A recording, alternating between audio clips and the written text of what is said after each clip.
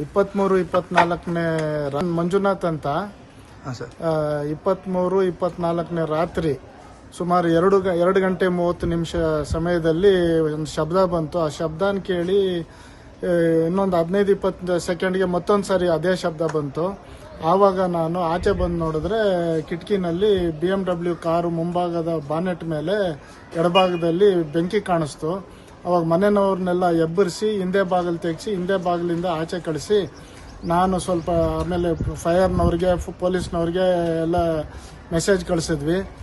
ಅವರು ಬರೋದಕ್ಕೆ ಮುಂಚೆ ಸ್ವಲ್ಪ ನಿಧಾನ ಆಗಲಿ ಬೆಂಕಿ ಅಂತ ಅಂದ್ಬಿಟ್ಟು ನಾನು ಬಾತ್ರೂಮಿಂದ ನೀರು ತಂದು BMW ಕಾರ್ಗೆ ಎರಚ್ತಾ ಇದ್ದೆ. ಆದರೆ ಅದು ಫಲ ಕೊಡಲಿಲ್ಲ. 4-5 ನಿಮಿಷಕ್ಕೆ BMW ಕಾರ್ ಪೂರ್ತಿ ಉರಿದು ಅದರಿಂದ ಇದ್ದಂಥ ಟೊಯೋಟಾ ಕ್ಯಾಮ್ರಿ ಕಾರ್ಗೂ ಬಾನೆಟ್ಗೆ ಬೆಂಕಿ ಅಂಟ್ಕೊಳ್ತು. ಆವಾಗ ಹೊಗೆನೂ ಸಿಕ್ಕಾಬಟ್ಟೆ ಬರೋಕ್ಕೆ ಸ್ಟಾರ್ಟ್ ಆಯಿತು ಮನೆ ಒಳಗಡೆ.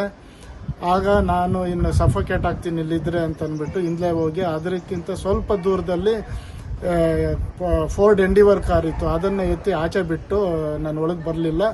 ಫೈರ್ ಅವ್ರು ಬಂದು ಅದನ್ನು ನಿಂದಿಸಿದ್ರು ಬೆಂಕಿನ. ಸರ್, ಈಗ ಎಷ್ಟು ಕಾರು ಬಸ್ನ ಆಯಿತು, ಎಷ್ಟು ವ್ಯಾಲ್ಯೂ, ಎಷ್ಟು ಅಂದಾಜು ಮೊತ್ತ ನಿಮ್ಮ ಒಂದು ನಷ್ಟ ಆಗಿದೆ ಸರ್? ಈಗ 2 ಕಾರು ಕಂಪ್ಲೀಟ್ ಆಗಿ ಭಸ್ಮ ಆಗೋಗಿದೆ, ಏನೂ ಇಲ್ಲ ಅದರಲ್ಲಿ.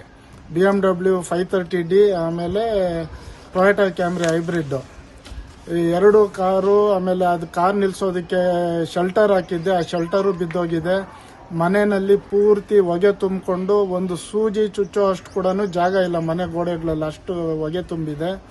ಆಮೇಲೆ ಎಲ್ಲ ಸ್ವಿಚ್ ಪ್ಲೇಟ್ಗಳು ಎಲ್ಲನೂ ಹೊಗೆ ತುಂಬೋಗಿದೆ, ಎಲ್ಲನೂ ರೀಪ್ಲೇಸ್ ಮಾಡಬೇಕು. ಒಂದು ದೊಡ್ಡ ಕಿಟಕಿ ಬರ್ನ್ ಆಗಿದೆ, ಒಳಗಡೆ ಸೋಫಾ ಸೆಟ್ ಬರ್ನ್ ಆಗಿದೆ. ಅಷ್ಟೊತ್ತಿಗೆ ಅಗ್ನಿಶಾಮಕ ದಳದವ್ರು ಬಂದು ಅದನ್ನು ಬೆಂಕಿನ ನಿಂದಿಸಿದ್ರು. ಇಲ್ಲದೆ ಹೋಗಿದ್ರೆ ಮನೆ ಪೂರ್ತಿ ಅಂಟ್ಕೊಂಡಿರೋದು. ಆಮೇಲೆ ಮೇಲ್ಗಡೆ ಒಂದು AC ಬರ್ನ್ ಆಗಿದೆ, ಹೋಗಿದೆ. ಈ ಥರ ಸುಮಾರು ನಷ್ಟ. ಇದೆಲ್ಲನೂ ಲೆಕ್ಕ ಹಾಕಿದ್ರೆ ಒಂದು 3-3.5 ಕೋಟಿ ನಷ್ಟ ಆಗಿದೆ. ನ್ಯೂಸ್ ಫಸ್ಟ್, ನಿರ್ಭೀತಿಯಿಂದ ನಿಮ್ಮ ಪರವಾಗಿ.